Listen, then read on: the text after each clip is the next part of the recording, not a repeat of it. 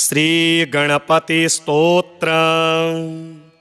सुवर्णवर्णसुन्दरं सितेकदन्तबन्धुरं गृहीतपाशकाङ्कुशं वरप्रदाभयप्रदं चतुर्भुजं त्रिलोचनं भुजङ्गमोपवीतिनं प्रफुल्लवारिजासनं भजामि सिन्धुराननं किरीटहारकुण्डलं प्रदीप्तबाहुभूषणं प्रचण्डरत्नकङ्कणं प्रशोभिताङ्घ्रयष्टिकं प्रभातसूर्यसुन्दराम्बरद्वयप्रधारिणं सरलहेमनूपुरं प्रशोभिताङ्घ्रिपङ्कजं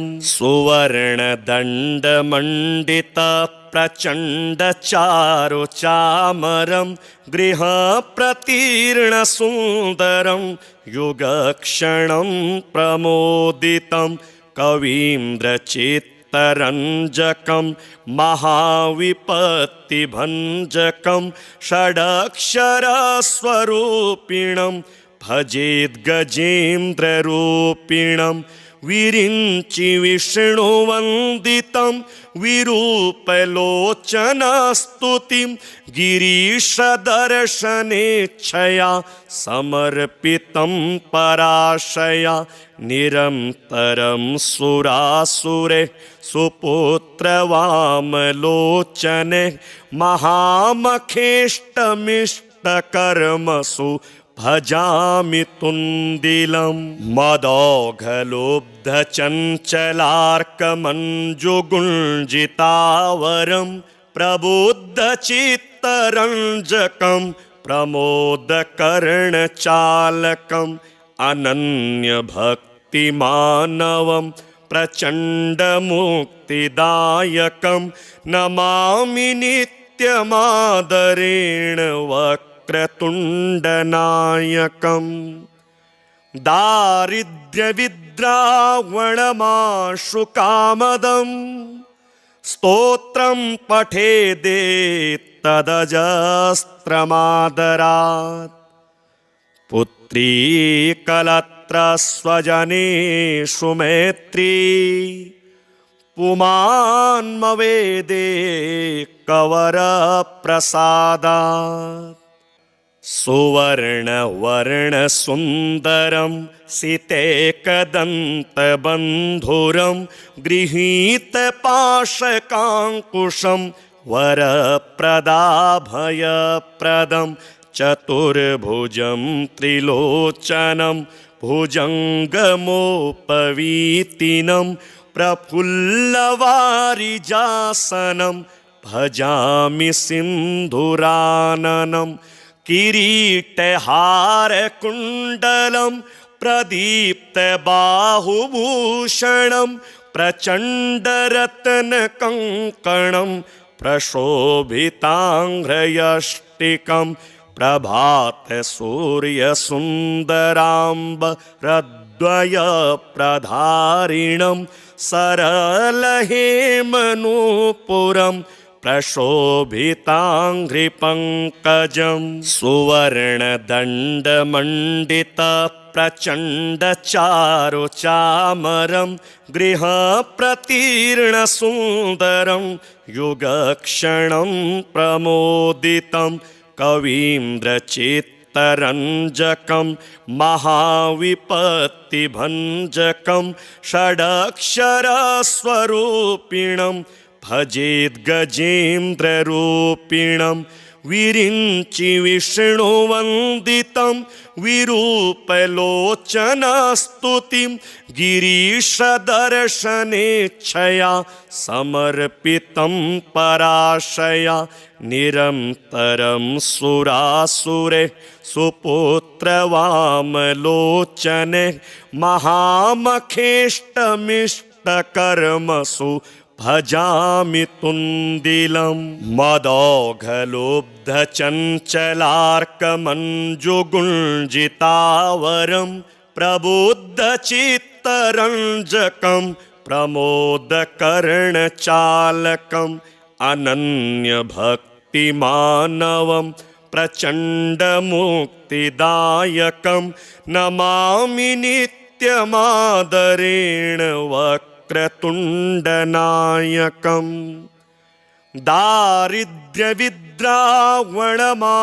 दारिद्र्यविद्रावणमाशुकामदम् स्तोत्रं पठेदेत्तदजस्त्रमादरात् पुत्री कलत्रस्वजनेषु मैत्री पुमान्मवेदे कवरप्रसादात्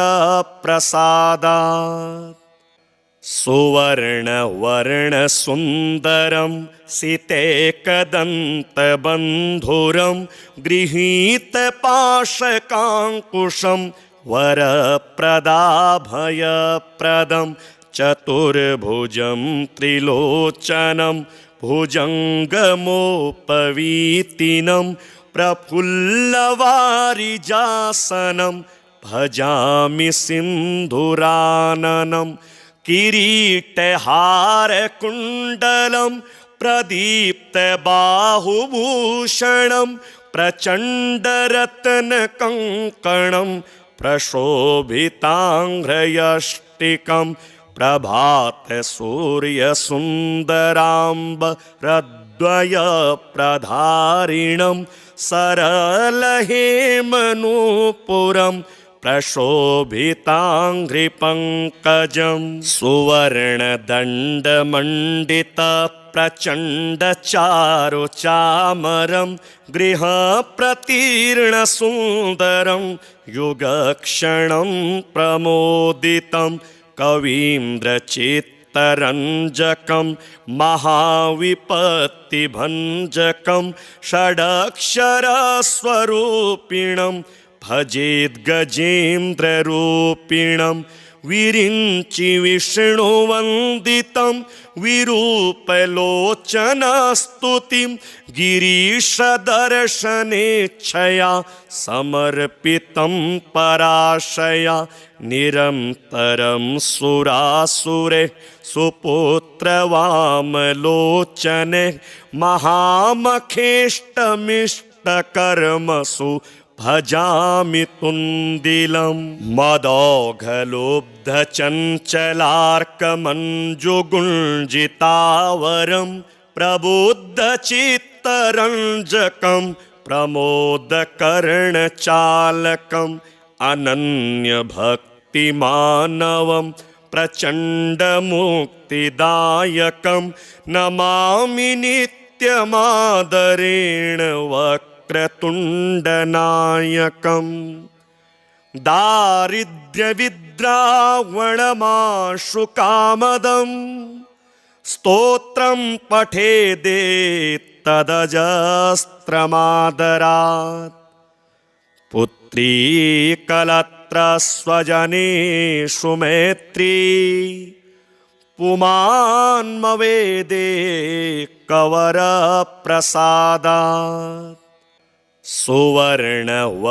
सुवर्णवर्णसुन्दरं सितेकदन्तबन्धुरं गृहीतपाशकाङ्कुशं वरप्रदाभयप्रदं चतुर्भुजं त्रिलोचनं भुजङ्गमोपवीतिनं प्रफुल्लवारिजासनं भजामि सिन्धुराननं किरीटहारकुण्डलं प्रदीप्तबाहुभूषणं प्रचण्डरत्नकङ्कणं प्रशोभिताङ्घ्रयष्टिकं प्रभातसूर्यसुन्दराम्बरद्वयप्रधारिणं सरलहेमनूपुरं प्रशोभिताङ्घ्रिपङ्कजं सुवर्णदण्डमण्डितप्रचण्डचारुचामरं गृहप्रतीर्णसुन्दरं युगक्षणं प्रमोदितं कवीन्द्रचित्तरञ्जकं चित्तरञ्जकं महाविपत्तिभञ्जकं षडक्षरस्वरूपिणं भजेद्गजेन्द्ररूपिणं विरिञ्चि विष्णुवन्दितं विरूपलोचनस्तुतिं गिरीशदर्शनेच्छया समर्पितं पराशया निरन्तरं सुरासुरे सुपुत्रवामलोचने महामखेष्टमिष्टकर्मसु भजामि तुन्दिलं मदौघलोब्धचञ्चलार्कमञ्जुगुञ्जितावरं प्रबुद्धचित्तरञ्जकं प्रमोदकर्णचालकम् अनन्यभक्तिमानवं प्रचण्डमुक्तिदायकं नमामि नित्यमादरेण वक्रतुण्डनायकम् दारिद्र्यविद्रावणमाशुकामदं स्तोत्रं पठेदेत्तदजस्त्रमादरात् पुत्री कलत्रस्वजनेषु मैत्री पुमान्मवेदे कवरप्रसादात् सुवर्णवर्णसुन्दरं सितेकदन्तबन्धुरं गृहीतपाशकाङ्कुशं वरप्रदाभयप्रदं चतुर्भुजं त्रिलोचनं भुजङ्गमोपवीतिनं प्रफुल्लवारिजासनं भजामि सिन्धुराननं किरीटहारकुण्डलं प्रदीप्तबाहुभूषणं प्रचण्डरत्नकङ्कणं प्रशोभिताङ्घ्रयष्टिकं प्रभातसूर्यसुन्दराम्बरद्वयप्रधारिणं सरलहेमनूपुरं प्रशोभिताङ्घ्रिपङ्कजं सुवर्णदण्डमण्डितप्रचण्डचारुचामरं गृहप्रतीर्णसुन्दरं युगक्षणं प्रमोदितं कवीन्द्रचित्तरञ्जकं महाविपत्तिभञ्जकं षडक्षरस्वरूपिणं भजेद्गजेन्द्ररूपिणं विरिञ्चि विष्णुवन्दितं विरूपलोचनस्तुतिं गिरीशदर्शनेच्छया समर्पितं पराशया निरन्तरं सुरासुरे सुपुत्रवामलोचने महामखेष्टमिष्टकर्मसु भजामि तुन्दिलं मदौघलोब्धचञ्चलार्कमञ्जुगुञ्जितावरं प्रबुद्धचित्तरञ्जकं प्रमोदकर्णचालकम् अनन्यभक्तिमानवं प्रचण्डमुक्तिदायकं नमामि नित्यमादरेण वक्रतुण्डनायकम् दारिद्र्यविद्रावणमाशुकामदं स्तोत्रं पठेदेत्तदजस्त्रमादरात् पुत्री कलत्रस्वजनेषु मैत्री पुमान्मवेदे कवरप्रसादात्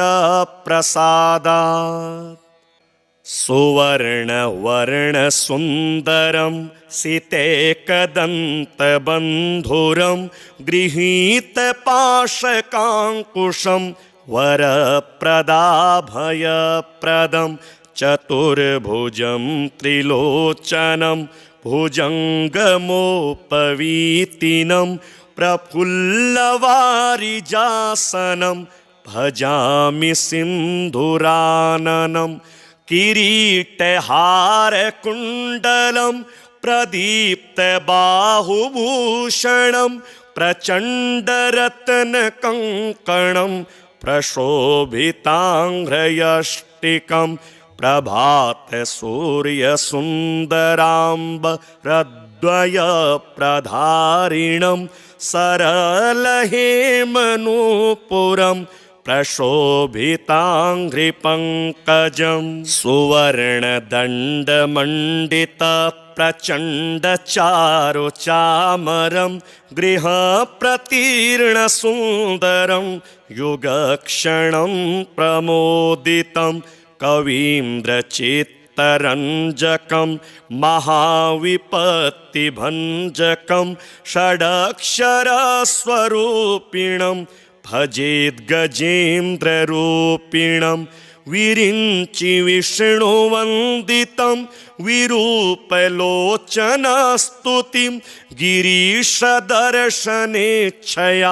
समर्पितं पराशया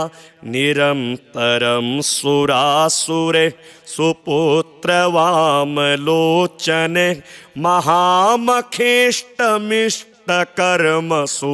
भजामि तुन्दिलं मदोघलोब्धचञ्चलार्कमञ्जुगुञ्जितावरं प्रबुद्धचित्तरञ्जकं प्रमोदकर्णचालकम् अनन्यभक्तिमानवं प्रचण्डमुक्तिदायकं नमामि नित्यमादरेण वक्रतुण्डनायकम् दारिद्र्यविद्रावणमाशुकामदं स्तोत्रं पठेदेत्तदजस्त्रमादरात् पुत्री कलत्रस्वजनेषु मैत्री पुमान्मवेदे कवरप्रसादात्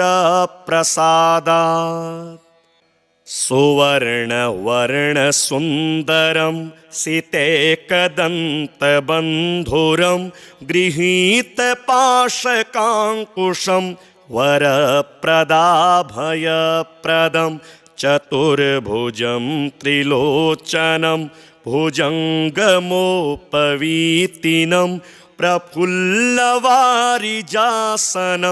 भजामि सिन्धुराननं किरीटहारकुण्डलं प्रदीप्तबाहुभूषणं प्रचण्डरत्नकङ्कणं प्रशोभिताङ्घ्रयष्टिकं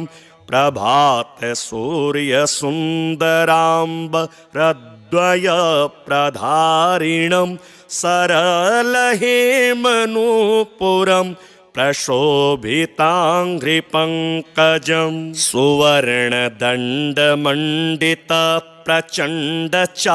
सुवर्णदण्डमण्डितप्रचण्डचारुचामरं गृहप्रतीर्णसुन्दरं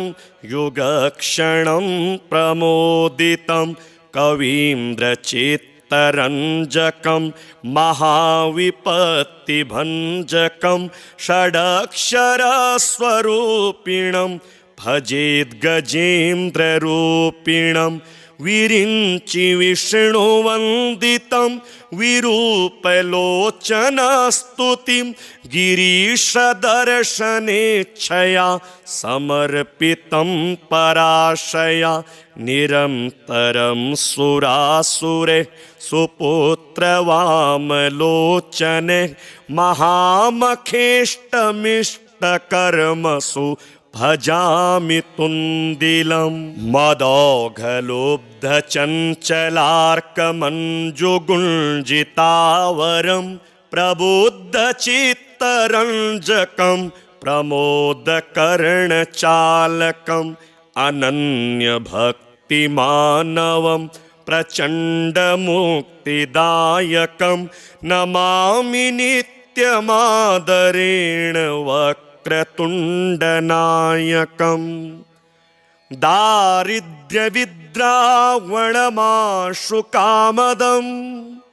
स्तोत्रं पठेदेत्तदजस्त्रमादरात् तदजस्त्रमादरात्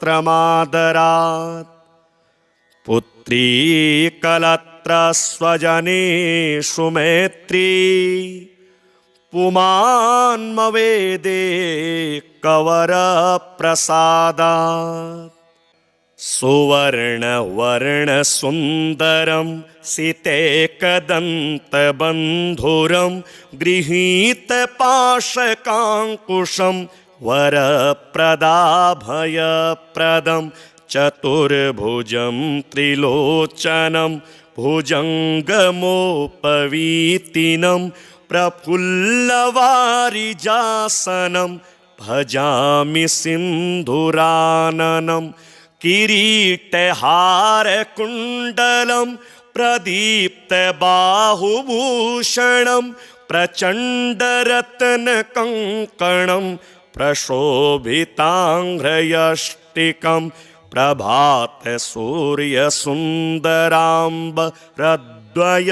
प्रभातसूर्यसुन्दराम्बरद्वयप्रधारिणं सरलहेमनूपुरं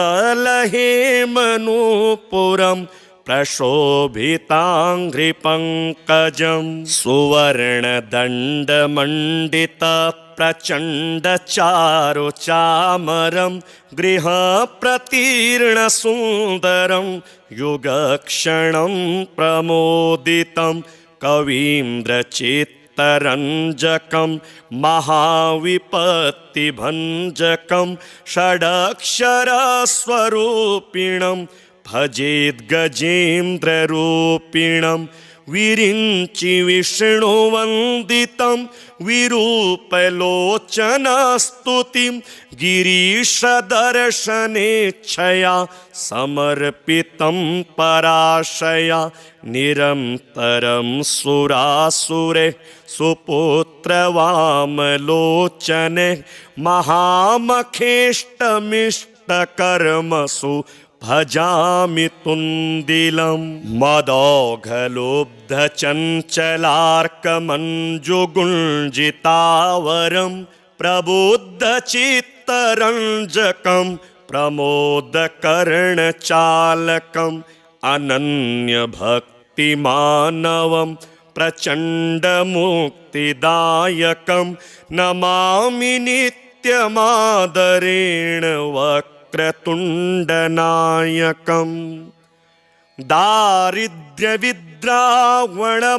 दारिद्र्यविद्रावणमाशुकामदं स्तोत्रं पठेदेत्तदजस्त्रमादरात् पुत्री कलत्रस्वजनेषु मैत्री पुमान्मवेदे कवरप्रसादात्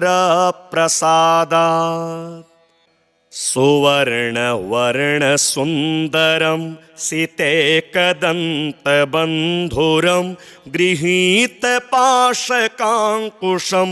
वरप्रदाभयप्रदं चतुर्भुजं त्रिलोचनं भुजङ्गमोपवीतिनं प्रफुल्लवारिजासनं भजामि सिन्धुराननं किरीटहारकुण्डलं प्रदीप्तबाहुभूषणं प्रचण्डरत्नकङ्कणं प्रशोभिताङ्घ्रयष्टिकं प्रभातसूर्यसुन्दराम्बरद्वयप्रधारिणं सरलहेमनूपुरं प्रशोभिताङ्घ्रिपङ्कजं सुवर्णदण्डमण्डितप्रचण्डचारुचामरं गृहप्रतीर्णसुन्दरं युगक्षणं प्रमोदितं कवीन्द्रचित्तरञ्जकं महाविपत्तिभञ्जकं षडक्षरस्वरूपिणं भजेद्गजेन्द्ररूपिणं विरिञ्चि विष्णुवन्दितं विरूपलोचनस्तुतिं गिरीशदर्शनेच्छया समर्पितं पराशया निरन्तरं सुरासुरे सुपुत्रवामलोचने महामखेष्टमिष्टकर्मसु भजामि तुन्दिलं मदौघलोब्धचञ्चलार्कमञ्जुगुञ्जितावरं प्रबुद्धचित्तरञ्जकं प्रमोदकर्णचालकम् अनन्यभक्तिमानवं प्रचण्डमुक्तिदायकं नमामि नित्यमादरेण वक्रतुण्डनायकम्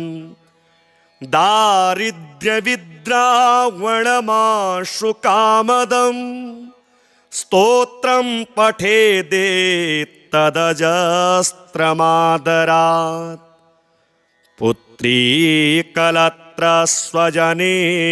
मैत्री पुमान्मवेदे कवरप्रसादात्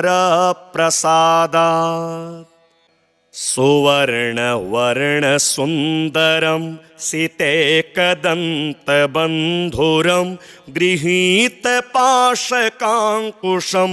वरप्रदाभयप्रदं चतुर्भुजं त्रिलोचनं भुजङ्गमोपवीतिनं प्रफुल्लवारिजासनं भजामि सिन्धुराननं किरीटहारकुण्डलं प्रदीप्तबाहुभूषणं प्रचण्डरत्नकङ्कणं प्रशोभिताङ्घ्रयष्टिकं प्रभातसूर्यसुन्दराम्बरद्वयप्रधारिणं सरलहेमनूपुरं प्रशोभिताङ्घ्रिपङ्कजं सुवर्णदण्डमण्डितप्रचण्डचारुचामरं गृहप्रतीर्णसुन्दरं युगक्षणं प्रमोदितं कवीन्द्रचित्तरञ्जकं महाविपत्तिभञ्जकं षडक्षरस्वरूपिणं भजेद्गजेन्द्ररूपिणं विरिञ्चि विष्णुवन्दितं विरूपलोचनस्तुतिं गिरीशदर्शनेच्छया समर्पितं पराशया निरन्तरं सुरासुरे सुपुत्रवामलोचने महामखेष्टमिष्टकर्मसु भजामि तुन्दिलं मदौघलोब्धचञ्चलार्कमञ्जुगुञ्जितावरं प्रबुद्धचित्तरञ्जकं प्रमोदकर्णचालकम् अनन्यभक्तिमानवं प्रचण्डमुक्तिदायकं नमामि नित्यमादरेण वक्रतुण्डनायकम् दारिद्र्यविद्रावणमाशुकामदम् स्तोत्रं पठेदेत्तदजस्त्रमादरात् पुत्री कलत्रस्वजनेषु मैत्री पुमान्मवेदे कवरप्रसादात्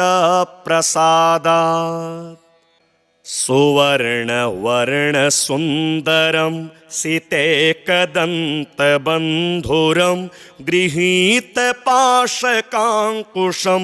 वरप्रदाभयप्रदं चतुर्भुजं त्रिलोचनं भुजङ्गमोपवीतिनं प्रफुल्लवारिजासनं भजामि सिन्धुराननं किरीटहारकुण्डलं प्रदीप्तबाहुभूषणं प्रचण्डरत्नकङ्कणं प्रशोभिताङ्घ्रयष्टिकं प्रभातसूर्यसुन्दराम्बरद्वयप्रधारिणं सरलहेमनूपुरं प्रशोभिताङ्घ्रिपङ्कजं सुवर्णदण्डमण्डितप्रचण्डचारुचामरं गृहप्रतीर्णसुन्दरं युगक्षणं प्रमोदितं कवीन्द्रचित्तरञ्जकं महाविपत्तिभञ्जकं षडक्षरस्वरूपिणं भजेद्गजेन्द्ररूपिणं विरिञ्चि विष्णुवन्दितं विरूपलोचनस्तुतिं गिरीशदर्शनेच्छया समर्पितं पराशया निरन्तरं सुरासुरे सुपुत्रवामलोचने महामखेष्टमिष्टकर्मसु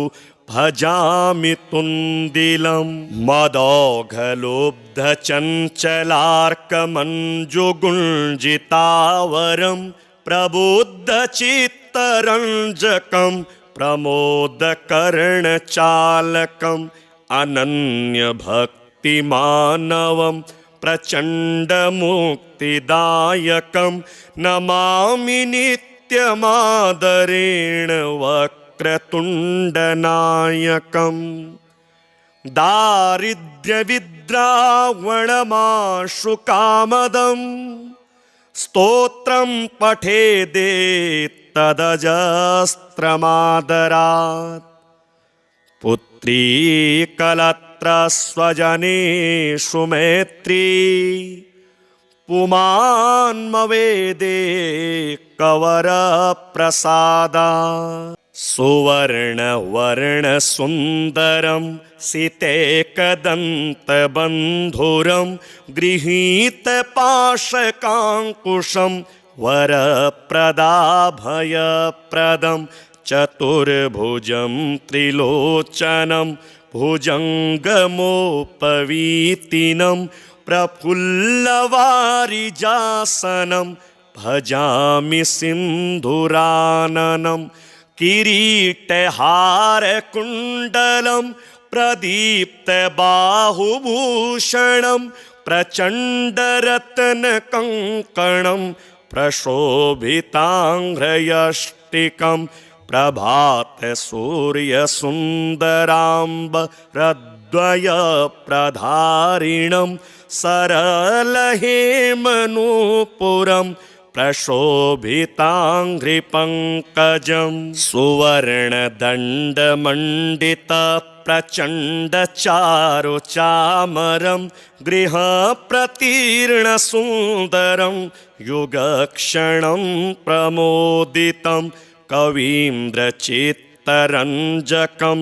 महाविपत्तिभञ्जकं षडक्षरस्वरूपिणं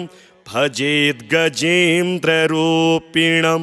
विरिञ्चि विष्णुवन्दितं विरूपलोचनस्तुतिं गिरीशदर्शनेच्छया समर्पितं पराशया निरन्तरं सुरासुरे सुपुत्रवामलोचने महामखेष्टमिष्टकर्मसु भजामि तुन्दिलं मदौघलोब्धचञ्चलार्कमञ्जुगुञ्जितावरं प्रबुद्धचित्तरञ्जकं प्रमोदकर्णचालकम् अनन्यभक्तिमानवं प्रचण्डमुक्तिदायकं नमामि नित्यमादरेण वक्रतुण्डनायकम् दारिद्र्यविद्रावणमाशुकामदं स्तोत्रं पठेदेत्तदजस्त्रमादरात् पुत्री कलत्रस्वजनेषु मैत्री पुमान्मवेदे कवरप्रसादात् सुवर्णवर्णसुन्दरं सितेकदन्तबन्धुरं गृहीतपाशकाङ्कुशं वरप्रदाभयप्रदं चतुर्भुजं त्रिलोचनं भुजङ्गमोपवीतिनं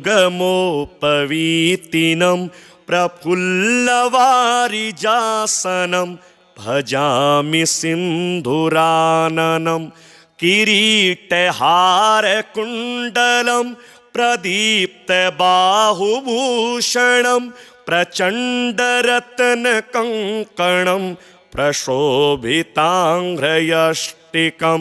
प्रभातसूर्यसुन्दराम्बरद्वयप्रधारिणं सरलहेमनूपुरं प्रशोभिताङ्घ्रिपङ्कजं सुवर्णदण्डमण्डितप्रचण्डचारुचामरं गृहप्रतीर्णसुन्दरं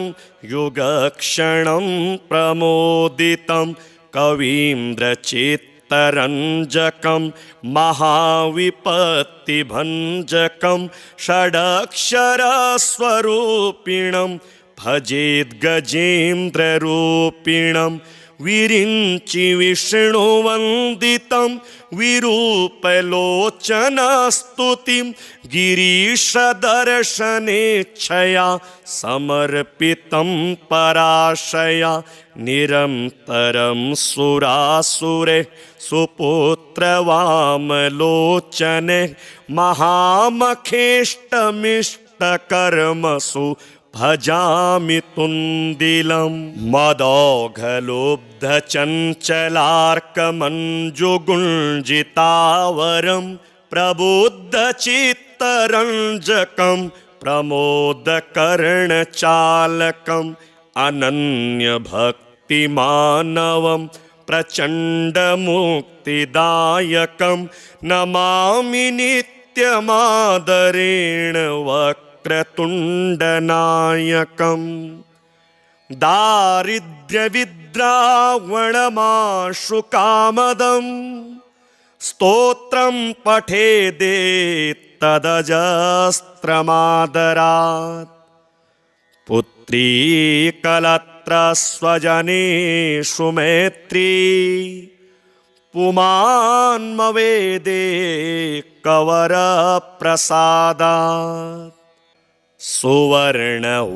सुवर्णवर्णसुन्दरं सितेकदन्तबन्धुरं गृहीतपाशकाङ्कुशं वरप्रदाभयप्रदं चतुर्भुजं त्रिलोचनं भुजङ्गमोपवीतिनं प्रफुल्लवारिजासनं भजामि सिन्धुराननं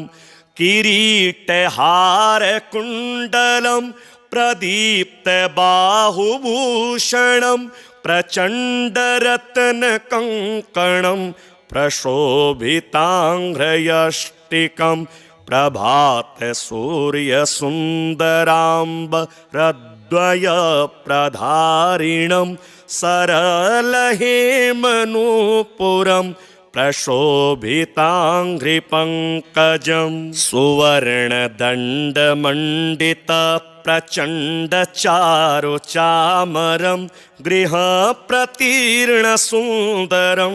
युगक्षणं प्रमोदितं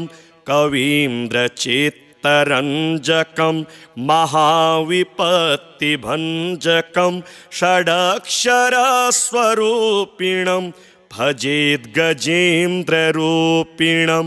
विरिञ्चि विष्णुवन्दितं विरूपलोचनस्तुतिं गिरीशदर्शनेच्छया समर्पितं पराशया निरन्तरं सुरासुरे सुपुत्रवामलोचने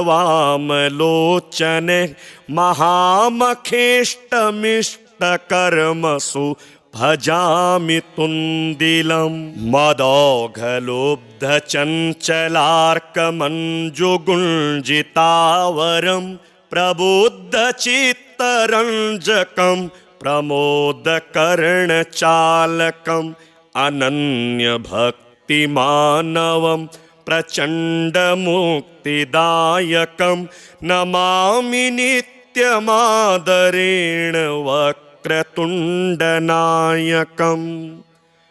दारिद्र्यविद्रावणमाशुकामदम् स्तोत्रं पठेदेत्तदजस्त्रमादरात् पुत्री कलत्रस्वजनेषु मैत्री पुमान्मवेदे कवरप्रसादात् सुवर्णवर्णसुन्दरं सितेकदन्तबन्धुरं गृहीतपाशकाङ्कुशं वरप्रदाभयप्रदं चतुर्भुजं त्रिलोचनं भुजङ्गमोपवीतिनं प्रफुल्लवारिजासनं भजामि सिन्धुराननं किरीटहारकुण्डलं प्रदीप्तबाहुभूषणं प्रचण्डरत्नकङ्कणं प्रशोभिताङ्घ्रयष्टिकं प्रभातसूर्यसुन्दराम्बरद्वयप्रधारिणं सरलहेमनूपुरं प्रशोभिताङ्घ्रिपङ्कजं सुवर्णदण्डमण्डितप्रचण्डचारुचामरं गृहप्रतीर्णसुन्दरं युगक्षणं प्रमोदितं कवीन्द्रचित्तरञ्जकं महाविपत्तिभञ्जकं षडक्षरस्वरूपिणं भजेद्गजेन्द्ररूपिणं विरिञ्चि विष्णुवन्दितं विरूपलोचनस्तुतिं गिरीशदर्शनेच्छया समर्पितं पराशया निरन्तरं सुरासुरे सुपुत्रवामलोचने महामखेष्टमिष्टकर्मसु भजामि तुन्दिलं मदोघलोब्धचञ्चलार्कमञ्जुगुञ्जितावरं प्रबुद्धचित्तरञ्जकं प्रमोदकर्णचालकम् अनन्यभक्तिमानवं प्रचण्डमुक्तिदायकं नमामि नित्यमादरेण वक्रतुण्डनायकम्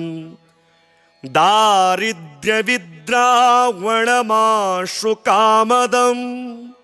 स्तोत्रं पठेदेत्तदजस्त्रमादरात् पुत्री कलत्रस्वजनेषु मैत्री पुमान्मवेदे कवरप्रसादात् सुवर्णवर्णसुन्दरं सितेकदन्तबन्धुरं गृहीतपाशकाङ्कुशं वरप्रदाभयप्रदं चतुर्भुजं त्रिलोचनं भुजङ्गमोपवीतिनं प्रफुल्लवारिजासनं भजामि सिन्धुराननं किरीटहारकुण्डलं प्रदीप्तबाहुभूषणं प्रचण्डरत्नकङ्कणं प्रशोभिताङ्घ्रयष्टिकं प्रभातसूर्यसुन्दराम्बरद्वयप्रधारिणं सरलहेमनूपुरं प्रशोभिताङ्घ्रिपङ्कजं सुवर्णदण्डमण्डित प्रचण्डचारुचामरं गृहप्रतीर्णसुन्दरं युगक्षणं प्रमोदितं कवीन्द्रचित्तरञ्जकं महाविपत्तिभञ्जकं षडक्षरस्वरूपिणं भजेद्गजेन्द्ररूपिणं विरिञ्चि विष्णुवन्दितं विरूपलोचनस्तुतिं गिरीशदर्शनेच्छया समर्पितं पराशया निरन्तरं सुरासुरे सुपुत्रवामलोचने महामखेष्टमिष्टकर्मसु भजामि तुन्दिलं मदौघलोब्धचञ्चलार्कमञ्जुगुञ्जितावरं प्रबुद्धचित्तरञ्जकं प्रमोदकर्णचालकम् अनन्यभक्तिमानवं प्रचण्डमुक्तिदायकं नमामि नित्यमादरेण वक्रतुण्डनायकम् दारिद्र्यविद्रावणमाशुकामदं स्तोत्रं पठेदेत्तदजस्त्रमादरात् पुत्री कलत्रस्वजनेषु मैत्री पुमान्मवेदे कवरप्रसादात्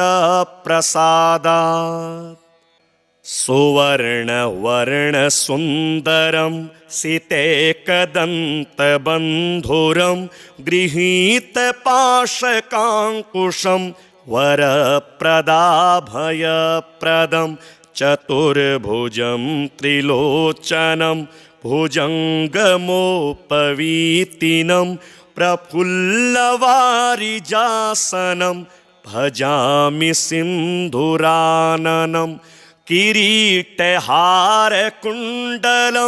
प्रदीप्तबाहुभूषणं प्रचण्डरत्नकङ्कणं प्रशोभिताङ्घ्रयष्टिकं प्रभातसूर्यसुन्दराम्बरद्वयप्रधारिणं सरलहेमनूपुरं प्रशोभिताङ्घ्रिपङ्कजं सुवर्णदण्डमण्डितप्रचण्डचारुचामरं गृहप्रतीर्णसुन्दरं युगक्षणं प्रमोदितं कवीन्द्रचित्तरञ्जकं महाविपत्तिभञ्जकं षडक्षरस्वरूपिणं भजेद्गजेन्द्ररूपिणं विरिञ्चि विष्णुवन्दितं विरूपलोचनस्तुतिं गिरीशदर्शनेच्छया समर्पितं पराशया निरन्तरं सुरासुरे सुपुत्रवामलोचने महामखेष्टमिष्टकर्मसु भजामि तुन्दिलं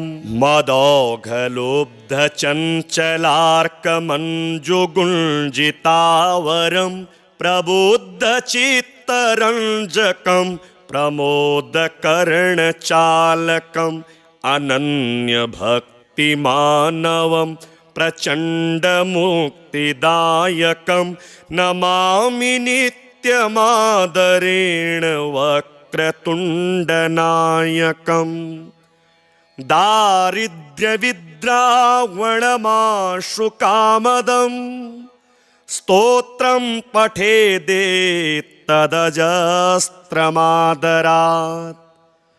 पुत्री कलत्रस्वजनेषु मैत्री पुमान्मवेदे कवरप्रसादात्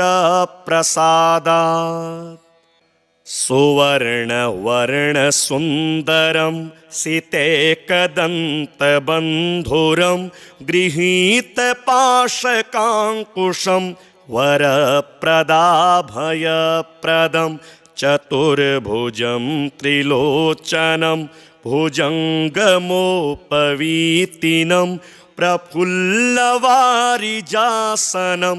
भजामि सिन्धुराननं किरीटहारकुण्डलं प्रदीप्तबाहुभूषणं प्रचण्डरत्नकङ्कणं प्रशोभिताङ्घ्रयष्टिकं प्रभातसूर्यसुन्दराम्बरद्वयप्रधारिणं सरलहेमनूपुरं प्रशोभिताङ्घ्रिपङ्कजं सुवर्णदण्डमण्डितप्रचण्डचारुचामरं गृहप्रतीर्णसुन्दरं युगक्षणं प्रमोदितं कवीन्द्रचित्तरञ्जकं महाविपत्तिभञ्जकं षडक्षरस्वरूपिणं भजेद्गजेन्द्ररूपिणं विरिञ्चि विष्णुवन्दितं विरूपलोचनस्तुतिं गिरीशदर्शनेच्छया समर्पितं पराशया निरन्तरं सुरासुरे सुपुत्रवामलोचने महामखेष्टमिष्टकर्मसु भजामि तुन्दिलं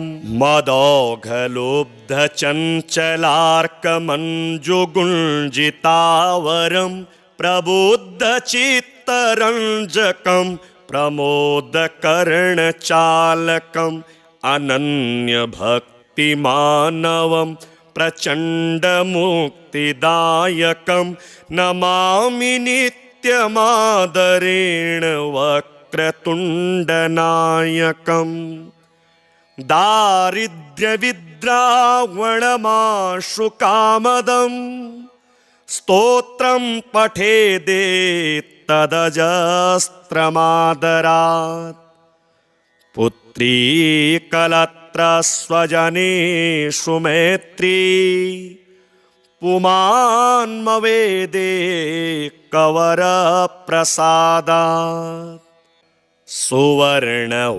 सुवर्णवर्णसुन्दरं सितेकदन्तबन्धुरं गृहीतपाशकाङ्कुशं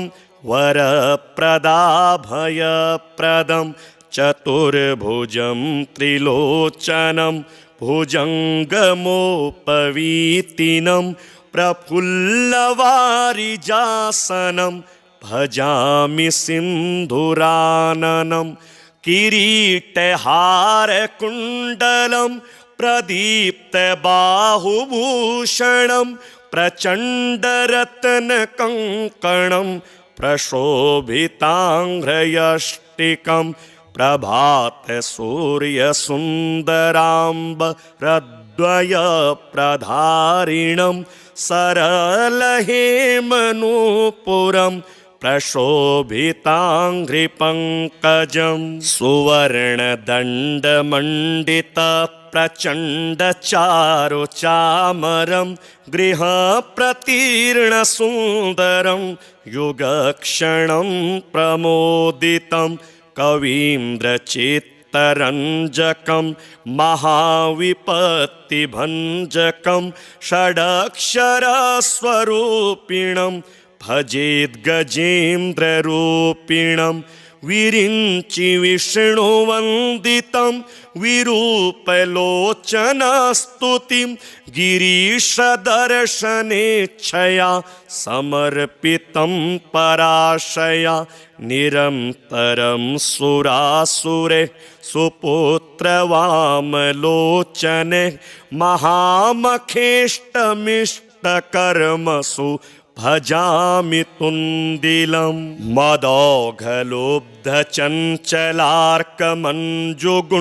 मदोघलोब्धचञ्चलार्कमञ्जुगुञ्जितावरं प्रबुद्धचित्तरञ्जकं प्रमोदकर्णचालकम् अनन्यभक्तिमानवं प्रचण्डमुक्तिदायकं नमामि नित्यमादरेण वक्रतुण्डनायकम् दारिद्र्यविद्रावणमाशुकामदम् स्तोत्रं पठेदेत्तदजस्त्रमादरात् पुत्री कलत्रस्वजनेषु मैत्री पुमान्मवेदे कवरप्रसादात् सुवर्णवर्णसुन्दरं सितेकदन्तबन्धुरं गृहीतपाशकाङ्कुशं वरप्रदाभयप्रदं चतुर्भुजं त्रिलोचनं भुजङ्गमोपवीतिनं प्रफुल्लवारिजासनं भजामि सिन्धुराननं किरीटहारकुण्डलं प्रदीप्तबाहुभूषणं प्रचण्डरत्नकङ्कणं प्रशोभिताङ्घ्रयष्टिकं प्रभातसूर्यसुन्दराम्बरद्वयप्रधारिणं सरलहेमनूपुरं प्रशोभिताङ्घ्रिपङ्कजं सुवर्णदण्डमण्डितप्रचण्डचारुचामरं गृहप्रतीर्णसुन्दरं युगक्षणं प्रमोदितं कवीन्द्रचित्तरञ्जकं महाविपत्तिभञ्जकं षडक्षरस्वरूपिणं भजेद्गजेन्द्ररूपिणं विरिञ्चि विष्णुवन्दितं विरूपलोचनस्तुतिं गिरीशदर्शनेच्छया समर्पितं पराशया निरन्तरं सुरासुरे सुपुत्रवामलोचने महामखेष्टमिष्टकर्मसु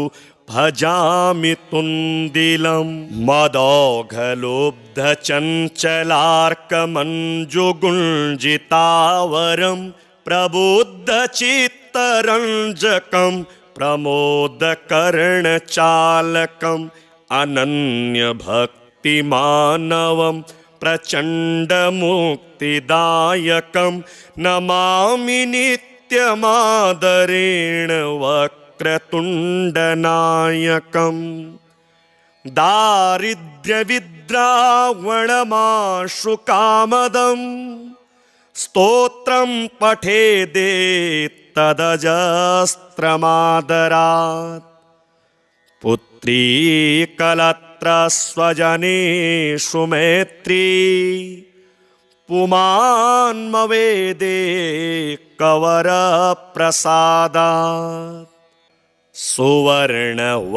सुवर्णवर्णसुन्दरं सितेकदन्तबन्धुरं गृहीतपाशकाङ्कुशं वरप्रदाभयप्रदं चतुर्भुजं त्रिलोचनं भुजङ्गमोपवीतिनं प्रफुल्लवारिजासनं भजामि सिन्धुराननं किरीटहारकुण्डलं प्रदीप्तबाहुभूषणं प्रचण्डरत्नकङ्कणं प्रशोभिताङ्घ्रयष्टिकं प्रभातसूर्यसुन्दराम्बरद्वयप्रधारिणं सरलहेमनूपुरं प्रशोभिताङ्घ्रिपङ्कजं सुवर्णदण्डमण्डितप्रचण्डचारुचामरं गृहप्रतीर्णसुन्दरं युगक्षणं प्रमोदितं कवीन्द्रचित्तरञ्जकं महाविपत्तिभञ्जकं षडक्षरस्वरूपिणं भजेद्गजेन्द्ररूपिणं विरिञ्चि विष्णुवन्दितं विरूपलोचनस्तुतिं गिरीशदर्शनेच्छया समर्पितं पराशया निरन्तरं सुरासुरे सुपुत्रवामलोचने महामखेष्टमिष्टकर्मसु भजामि तुन्दिलं मदौघलोब्धचञ्चलार्कमञ्जुगुञ्जितावरं प्रबुद्धचित्तरञ्जकं प्रमोदकर्णचालकम् अनन्यभक्तिमानवं प्रचण्डमुक्तिदायकं नमामि नित्यमादरेण वक्रतुण्डनायकम् दारिद्र्यविद्रावणमाशुकामदम् स्तोत्रं पठेदेत्तदजस्त्रमादरात् पुत्री कलत्रस्वजनेषु मैत्री पुमान्मवेदे कवरप्रसादात् सुवर्णवर्णसुन्दरं सितेकदन्तबन्धुरं गृहीतपाशकाङ्कुशं वरप्रदाभयप्रदं चतुर्भुजं त्रिलोचनं भुजङ्गमोपवीतिनं प्रफुल्लवारिजासनं भजामि सिन्धुराननं किरीटहारकुण्डलं प्रदीप्तबाहुभूषणं प्रचण्डरत्नकङ्कणं प्रशोभिताङ्घ्रयष्टिकं प्रभातसूर्यसुन्दराम्बरद्वयप्रधारिणं सरलहेमनूपुरं प्रशोभिताङ्घ्रिपङ्कजं सुवर्णदण्डमण्डितप्रचण्डचारुचामरं गृहप्रतीर्णसुन्दरं युगक्षणं प्रमोदितं कवीन्द्रचित्तरञ्जकं महाविपत्तिभञ्जकं षडक्षरस्वरूपिणं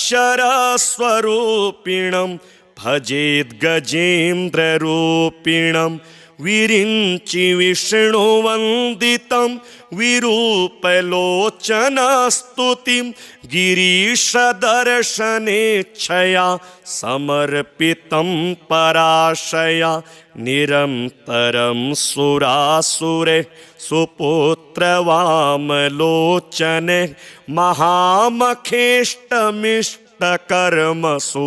भजामि तुन्दिलं मदौघलोब्धचञ्चलार्कमञ्जुगुञ्जितावरं प्रबुद्धचित्तरञ्जकं प्रमोदकर्णचालकम् अनन्यभक्तिमानवं प्रचण्डमुक्तिदायकं नमामि नित्यमादरेण वक्रतुण्डनायकम् दारिद्र्यविद्रावणमाशुकामदम् स्तोत्रं पठेदेत्तदजस्त्रमादरात् पुत्री कलत्रस्वजनेषु मैत्री पुमान्मवेदे कवरप्रसादात्।